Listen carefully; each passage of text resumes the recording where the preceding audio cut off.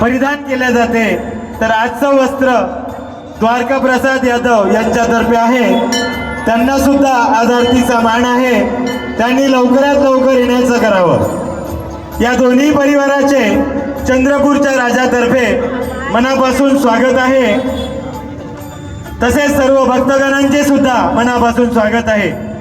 आपला स्नेह आणि आपले प्रेम हे सतत आम्हाला मिळत असते आणि आम्हाला या ऊर्जेतून नवीन नवीन क्रिया सुचत असते आणि त्यातून आम्ही सर्व हे आपल्यासाठी देखावा उभा करीत असतो।